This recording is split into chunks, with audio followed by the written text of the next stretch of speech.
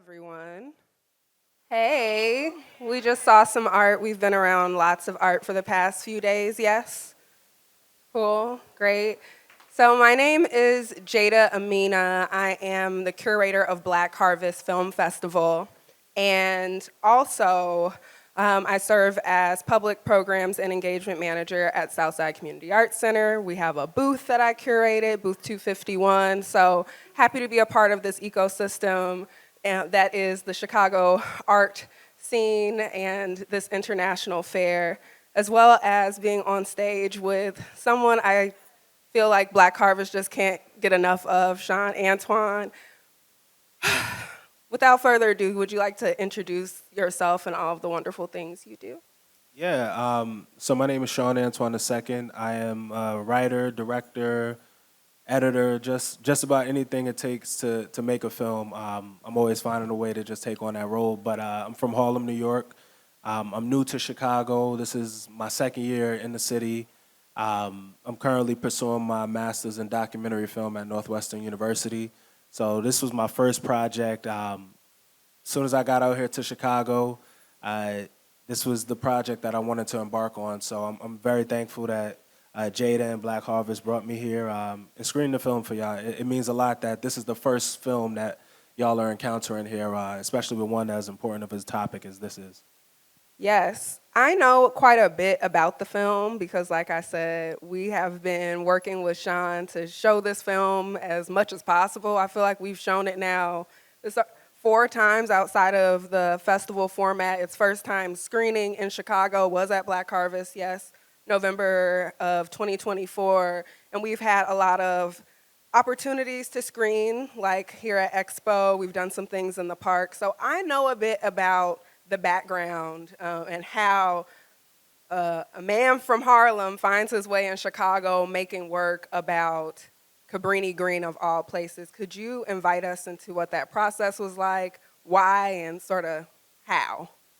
Yeah, so a little bit about, I didn't really dive into just my work and what it, the topics that I choose to take on.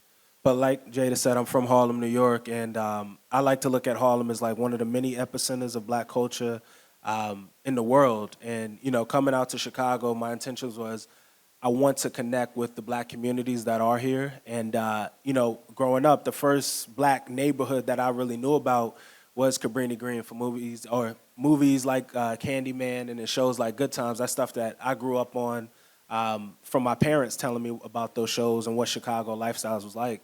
And as soon as I came out to Chicago, my intentions were I want to see what Cabrini Green is like because I was assigned an assignment from my school to spend time in a community over 3 months and try new ways of storytelling, connecting with the community. And Cabrini Green was that neighborhood that I wanted to connect with, that I wanted to dive into and just really get a chance to hear the voices of those that still live in that community. The time when I did shoot this film, the migrant crisis was, I would say, at its peak. Tons of migrants were living on the streets, not just in Chicago, but also in Harlem. And I was going back and forth between Harlem and Chicago. And one of the biggest things that kept coming up was people in my community were both complaining and kind of showing like animosity for a lot of the migrants and where they're housed. And when I came to Chicago and I dove into this topic and started spending time in Cabrini Green, right across the street from where some of the old public housing buildings were, you have like these multi-million-dollar housing complexes, and then you had thousands of migrants on the streets. Very similar to what was happening in Harlem, happening in New York City. And that was a big reason just as far as me diving into wanting to document not just the residents or the residents that are still in Cabrini Green, but also the migrants and also, hearing their narratives as well. Beautiful.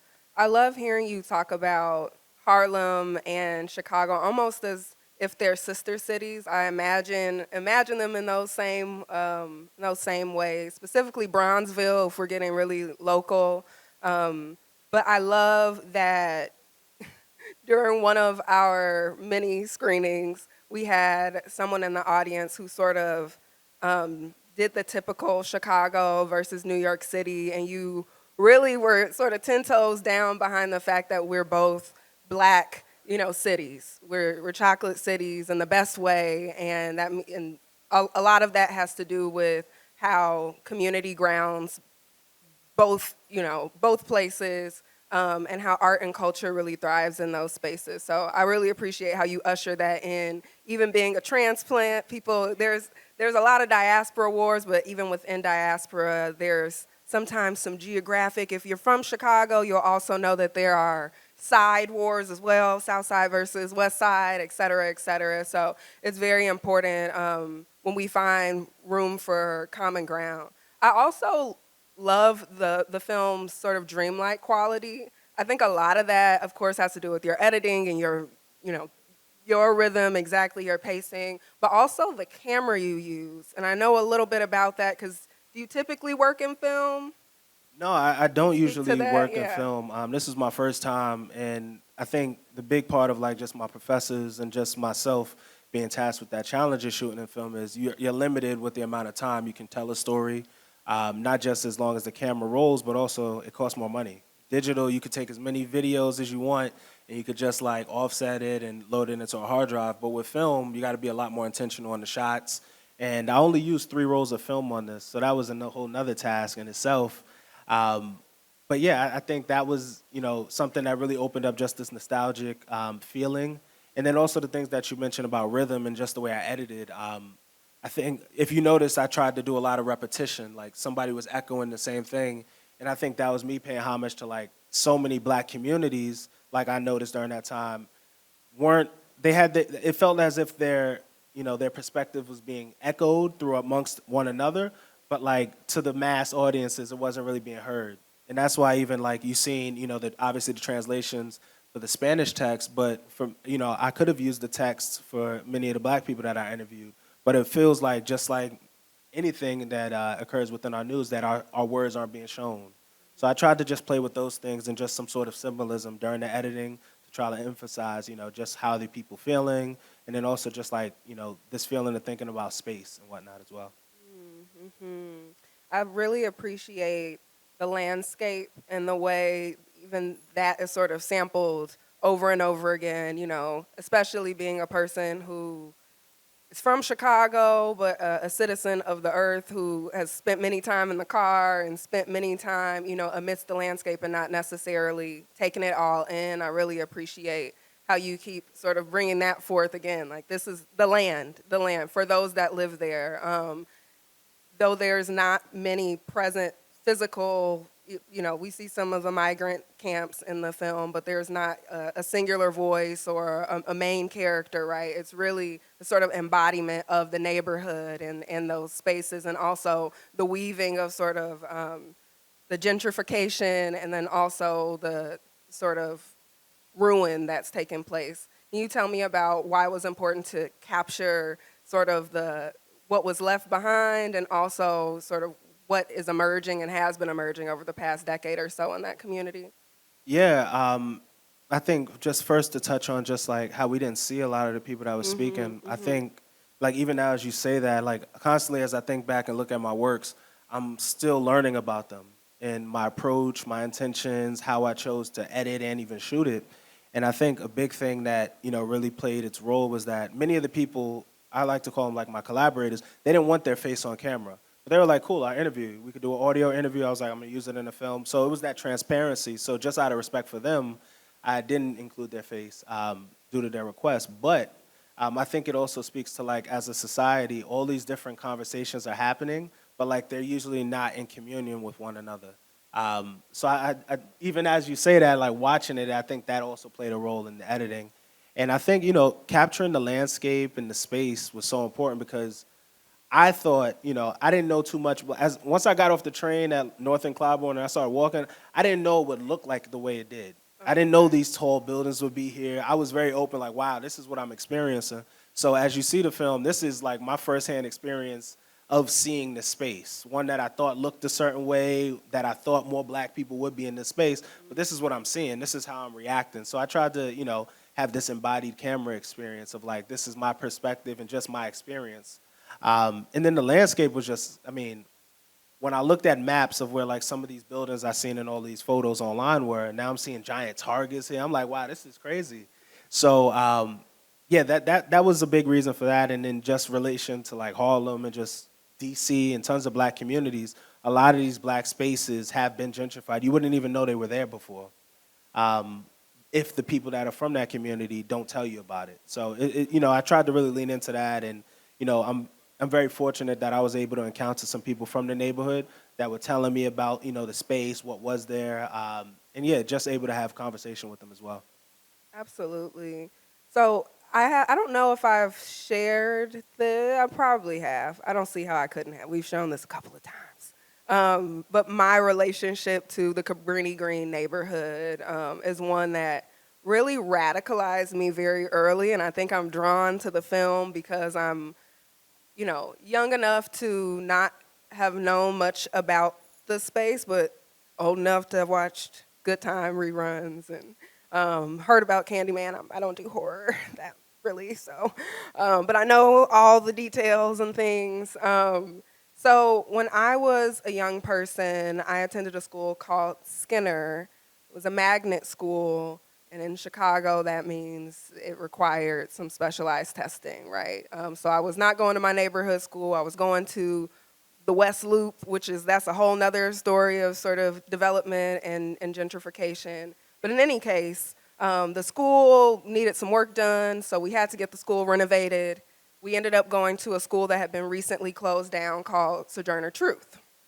And that school had once served Cabrini Green youth. So and I should add that when we got this, it was a huge capital campaign, millions of dollars for the renovated Skinner project. There was a lot of backlash that these black youth and other children of color would be receiving this state-of-the-art building. So that sort of radicalized me, like, why can't we have a resourced building? Kind of side-eyed that. And then when we moved to Sojourner Truth, I became further radicalized because during our assemblies, kids from Cabrini Green, for whatever reason, some of them were not in school, and they would throw rocks at at us while we were in class. And I was just like, I kind of get it. Like, this is your school. Like, why do we deserve this space? And I would go on to get to know kids in the area because they went to Jenner, which rhymed with Skinner, which it didn't really radicalize me, but it was interesting to me. And became in community with youth who had once lived in Cabrini Green or were sort of in the last buildings because they knocked them down in phases.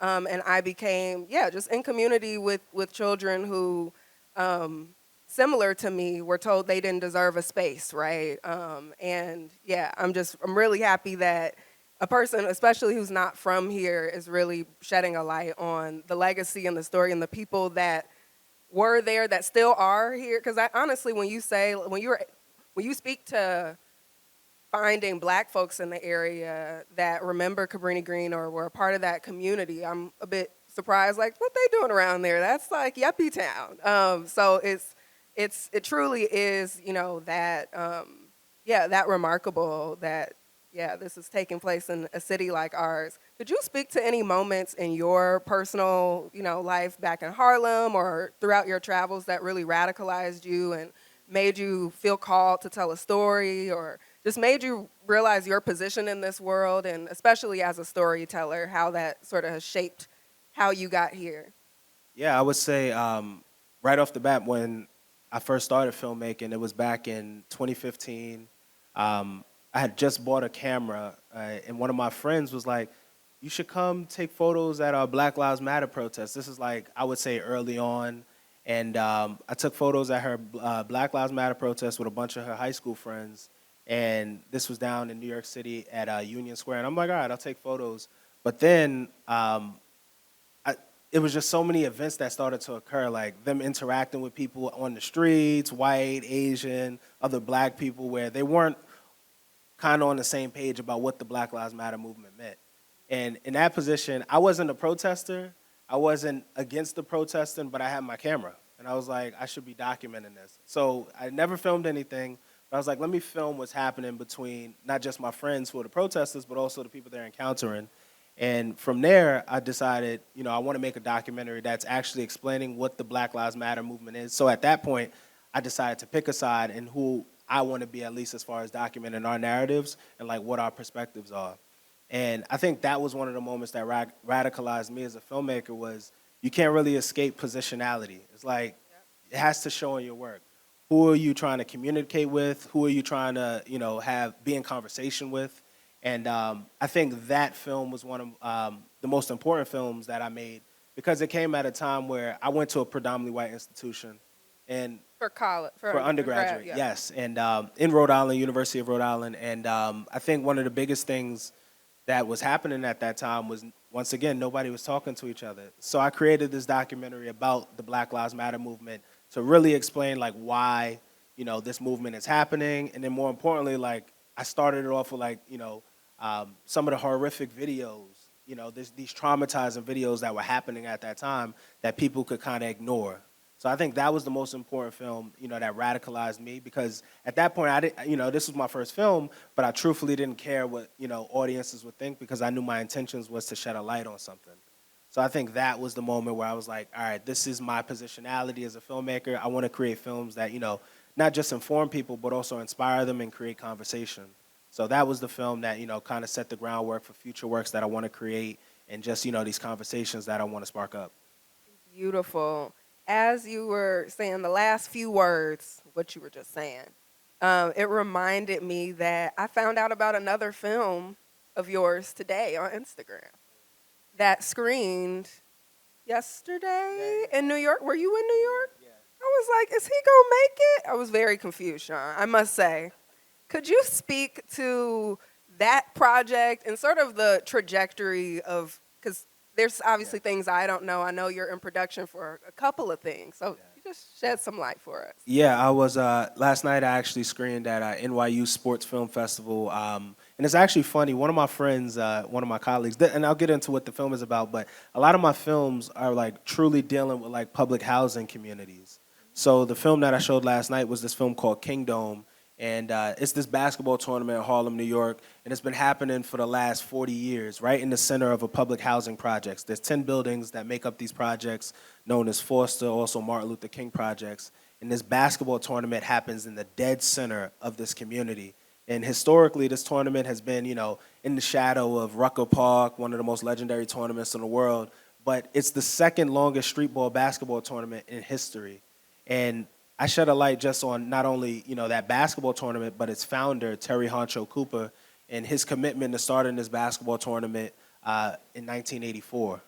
And that film is truthfully, just like this one, I really wanted to give light to a community, to tell their own stories. I think the best thing about that film, and I wish I could have done this similarly with the Cabrini Green community, but with the Kingdom documentary, I actually got archival VHS tapes from people in the community that lived in the projects. So as they saw me, filming my documentary, they were like, yo, what are you working on? I told them the project. They were trying to check me in or check in on me like, yo, what are you working on? You filming us and whatnot. But they were like, yo, I got some VHS tapes. Come back tomorrow for the next game, and I'm going to give you tapes. And I think by the end of this summer, and that was in 2022, I think I had accounted for maybe around 180 VHS tapes from people that lived in the projects.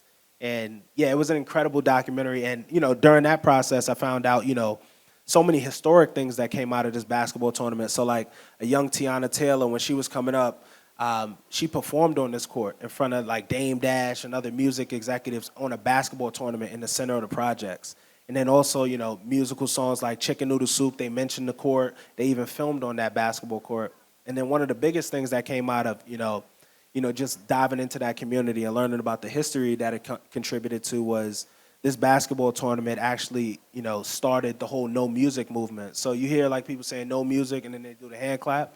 That started at this basketball tournament when their speakers got taken away from a weekend. This brother named Voice of Harlem, Anthony Glover, he actually started no music. And then obviously I know where that went. It went across the world. I don't think there's a black community or any community that doesn't know how to respond when somebody says no music, they clap. So that started at this basketball tournament. And that was all a part of me just immersing myself in that community. I'm from Harlem, but like Harlem is...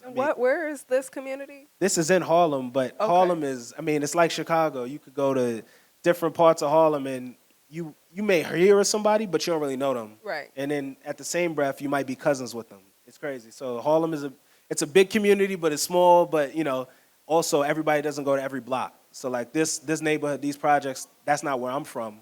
So me going there, being invited by the founder, he was like, all right, meet everybody, It meet the means OG. something. It Yeah, it means means something. something. Yeah, and Yeah. it was an opportunity to learn about this community, and even as I think about that film in relationship to For Those That Live There, I think one of the things I spoke about to one of my friends recently, we were saying, Cabrini Green was obviously devastated by the gentrification, the removal of the buildings, and I can only imagine what it would be like today. We don't know if it, would have gotten worse. We don't know if it would have gotten better. But this community in Harlem, Martin Luther King Projects, Foster, that community has remained the same for over the last 65 years. And now, you can still see these same families, generations still being there, people that are, coming together on Saturdays, Sundays, Fridays, Tuesdays, just in their community, cooking out, barbecuing, throwing basketball events, starting movements. And I think there's something to be said about what would these communities be like if they weren't, devastated by gentrification and all these other things. So many things. I like got chills when you mentioned over 180 VHS tapes.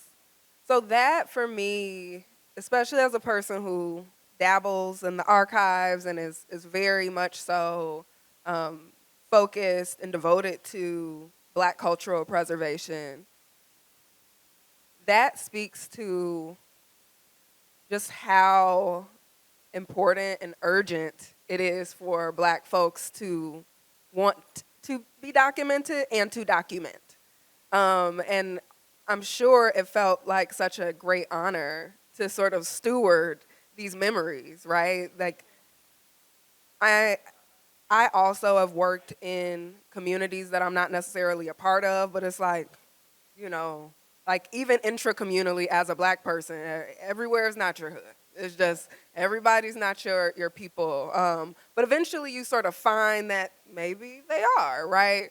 Um, I want to ask you, what have you learned about people, since becoming a filmmaker? I feel like it's as a filmmaker, picking up a camera, you get to really bear witness to folks in ways that you just never did until you picked up a camera in that way. So, yeah, I'm sure you've learned a lot, but what are some of your favorite sort of nuggets that you've gained while being a filmmaker?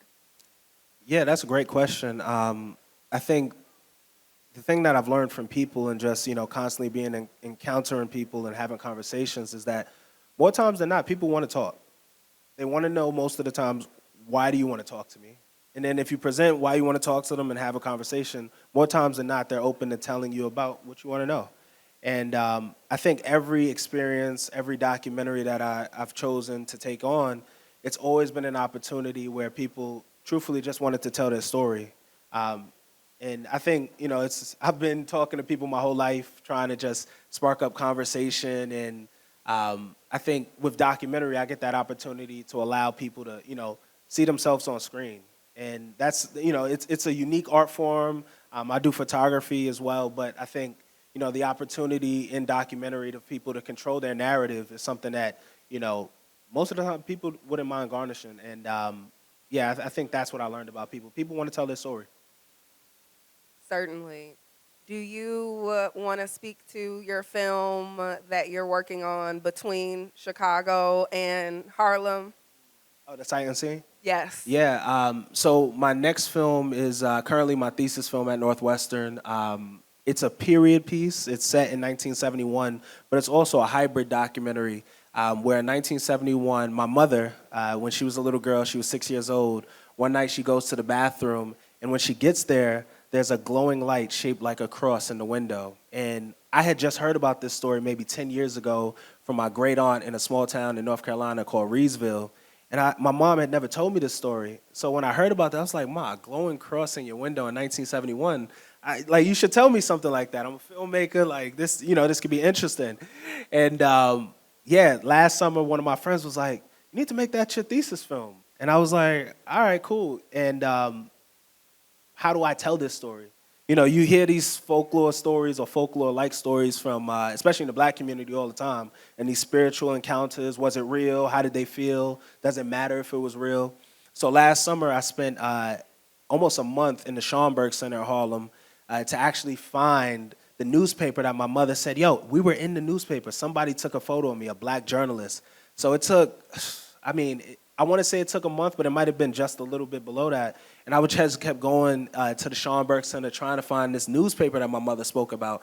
And then one day, I ended up actually finding it. I'm forgetting the researcher that helped me out. But she actually ended up finding the newspaper archive in the Amsterdam News where a brother named Melvin Tapley actually took photos of these other apparitions happening, and he took a photo of this glowing cross in my family's apartment and the thousands of people that lined up over a month to come and see this cross in the window.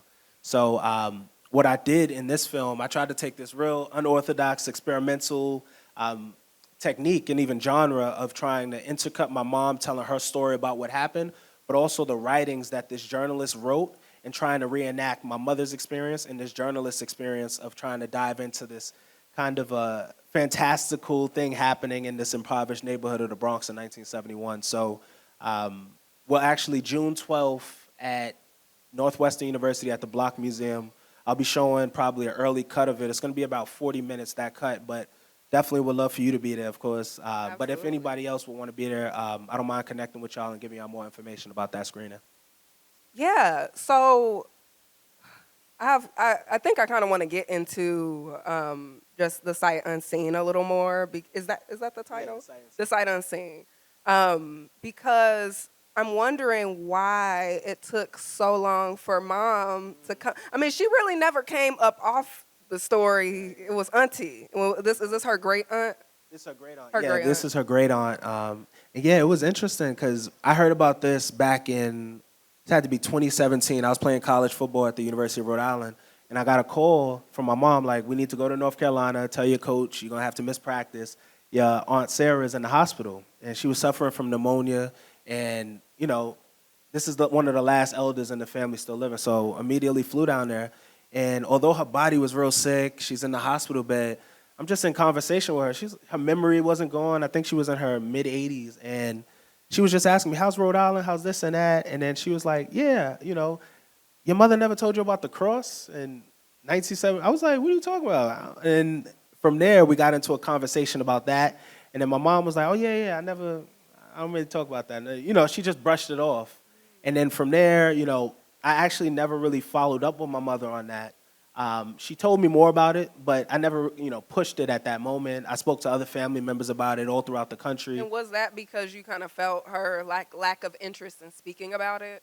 I think it was a combination of, like, she at that moment filled any questions that I needed and I had at that time. Mm-hmm. And I wasn't as aware at that time of, like, let me just ask my mom how she's feeling. I was, I don't know, maybe like 21 at the time. Yeah. I was just like, oh, this is a crazy story. But honestly, at that time, I was like, wow, it's a good story.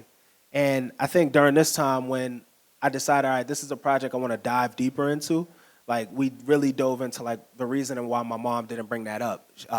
She saw this at 6 years old. My uncle, which you'll see in the film, I had an uncle named Ike who actually, saw the same thing because you could see the cross from outside the window and inside the apartment. So people were seeing it on the street. So he told my grandmother Pearl at the time, we should take donations for the viewing. People should come in the house. They should be able to see this glowing cross. It's a miracle. And at that point, tons of people were entering the house. My mother is there. And in the film, my mother actually describes her experience of having people come in the house, calling her a miracle child, trying to pray over her. She even remembers people saying, this is some devil stuff. And all of these type of experiences at 6 years old, she's kind of shell-shocked. And she speaks about that experience. And then even, beyond that, she's like, this was in the 70s. She grew up and grew through the crack era, living in Harlem and the Bronx, had kids, got married, got divorced. In the film, she speaks about, it was a lot of life stuff that was happening beyond that. Right. But yeah, now she's like, oh yeah, I don't mind telling people the story. She had a chance to be on camera. She actually casted the woman that Miss Sherelle Johnson, the woman that plays her mother in the film, my grandmother. And she also casted a young lady named Lathan Ava to play herself at 6 years old. So yeah, it was an incredible experience and just a journey with my mother. And I'm still on the journey, learning more about my mother, learning about her experience as a young girl. And yeah, just this is hopefully an opportunity for me to make more films about my family members and just even being closer to my mother. I don't think the journey of like knowing your mother stops like once you're a child as you reach 18. Like every year, I'm with my mom, and even every day I'm with my mom. I'm learning something more about her. And yeah, this film definitely came at the right time. You know, just with my family and everything. It was a film that was great to do. I love that. And I certainly know from experience that, you know, the camera unearths in a special way. And it also allows you to really sit with the subject in a incredibly intimate way. And I so love this idea of staying curious, even about yourself, about, you know, your family, and then your mother of all people, who is sort of like your universe within a universe because you're from her and like have no beginning or end without this woman.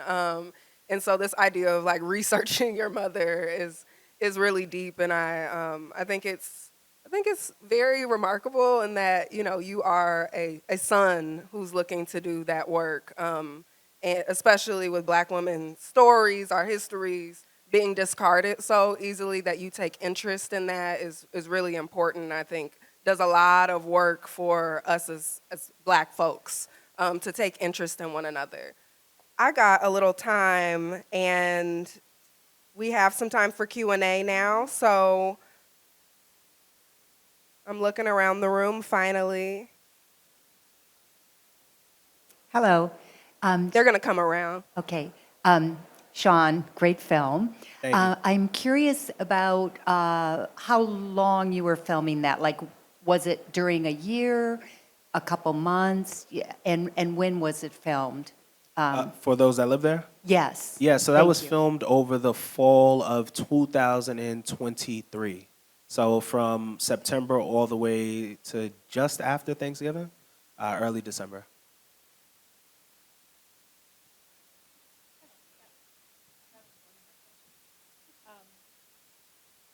So you mentioned that, you know, wanting to start a conversation with your films, and I was wondering, do you have like a broader conversation you want to start as well, or, you know, more so with the content of your films? Yeah, I think specifically for those that live there, it was specifically about, you know, the displacement of Black people in communities who would then be in the space and in the community and be remembered after. So directly, I think, you know, one of the biggest things that was happening, just the way I felt and just what I've experienced and my friends and conversations we were having, was about the migrant crises. Who's getting help? You know, I noticed in Chicago, just as viewing the news, keeping up with social media, that there was an outcry from Black communities as to why so many migrants were going into these Black communities. Why are they expected to be the space that's going to actually help the migrants? And the same conversation was happening in D.C., Harlem, like I mentioned earlier. And I think that was one of the things that, you know, really drew me to this topic was, here's a conversation that I'm having, but here's an opportunity for me to document and even, you know, be in conversation with the migrants. What is their perspective about what's happening? One of the brothers in the film, he actually mentioned they're going to find support and help for them. Like, he alluded to that. Like, they'll get the help they need, but they won't help us. So that was one of the things and conversations that I've had throughout screenings. Some of the conversations have come up like, yeah, my community faced the same thing. So yeah, I think that was directly with that film. But with other films, like The Sight Unseen in particular, I think the focus with that film, it takes on a new approach. It's really about, you know, Black narratives, how we share stories, how stories continue. And even the way I'm choosing to really showcase this story is there's limited amount of archives, but how can reenactments and even speculative fiction really allow us to share our stories? So it's really, you know, conversations are different in any film that I do. It's really not a consistent, you know, path, but really I think the main thing that stands strong in all my films is really, you know, how can I inform people on something and even inspire them? How can you go about, you know, having a conversation or even making a film about things that you want to talk about? I was gonna ask, drawing from the like personal connection to the film, to those that live there, do you plan to make a trilogy or like a continuation for to dive deeper into it? Yeah, I haven't thought about, you know, it's come up in conversation. You know, the length of the film is in due fact that I only had 3 rolls of film, but it is something I'd be interested in. What are other conversations that could come about? Maybe it wouldn't be specifically about gentrification, but there's other topics. I mean, you know, it isn't a monolith of like, things that we're talking about in the Black community, different, things that we're facing. But maybe it would be a series, if I did do one, where I'm actually talking about another topic and taking a new approach of like actually telling the story and starting a conversation. But I love the idea though, or even extending it. That's something that came up as well. Mike's going on. Hi. As someone who is documenting others, I'm curious, what is your process to document yourself? And like, what have you, as you're learning through each project, what is your process for like self-reflection and like documenting the ways that you have evolved as you continue to create? Yeah, thank you for that, Trina. I think one of the biggest things as like I create, I'm constantly understanding like how do I communicate with people and trying to make it as unextractive as possible. Like I notice a big thing that, a lot of my friends and colleagues are speaking about in documentary filmmaking is, what is your relationship to the subject, the collaborators, and a lot of the people that I spend time with or I choose to make a film about, I'm actually close to them or I've built a relationship with. And in that process, I'm really just trying to make sure that, my intentions are pure. I'm trying to make sure that they're constantly involved in the process of making the film because without them, there's no film. And I think that's one of the biggest things that I'm just trying to make sure I'm doing, and just trying to be as self-aware as possible. One of the big things that I've noticed so much in filmmaking is that you make a film and then or people make a film and then they never speak to the people they made the film about again. And that's one of the things that really makes me uneasy. Like Kingdom, I made that film in 2022. We released it in 2023. But like the guy Gumby, one of the guys in the film, he calls me almost every other day. I pick up, check in on him. He's 78 years old. He has stage 3 cancer. And he's like, yo, Shawn, you made a film about me, but like you family now. So it's, those are the things that I just try to uphold in my films. It's just constantly just being in a relationship with people. Because my intention is not just to make the film, but really just to document us and just making sure that people's stories are heard. So, Beautiful. I think we have a 2 in the front as well. Got it. I'll just make it quick then. Statement and a question. One is thank you to the Black Harvest Film Festival in general. I loved it. I go every year. I actually saw this film this past fall. And I sort of like perked up in my seat when I watched it because half my family's from Venezuela. A lot of them are also migrants. And then just knowing the area of Cabrini Green has pushed in, pushed out, held and released so many communities. I thought that was really good and just an excellent way of portraying it. I guess my question, though, is separate from that in that was there an environmental component to this? Because there were so many like little nature shots, even like sewage system shots that I thought was a sort of subplot or sub-story happening amongst the larger story that I was curious about. yeah, that's a great question. It was so interesting as I was watching, as I was shooting this, I really did notice the nature that was still left. So like the opening shot, when you see this wide land, that's one of the most known Cabrini Green just plots of land. Right. There's the super iconic shot of the tall building that's right there on that land. But now, it's green grass. There's like bikers that bike across. And then even like I saw, there's like this kind of like pathway that everybody just crosses directly through it. And just like that, and then also like these vines and ivy that was covering Cabrini Green, I thought it was something, or the row house, excuse me. I thought it was something to be said about how like nature will like engulf the space, how people will take on nature. And then even like these gentrified buildings, like it's just crazy to me sometimes when you see these massive buildings just towering over like, the row houses. And even they have these new modern row houses they built. Like these tall buildings are just towering over them. And I think it's something to be said about that, nature, gentrification, and how people take up space. So I appreciate that question. That's a great question. It's a really great question. I was going to just say that it reminds you and calls back in that, like, we are living in a natural world.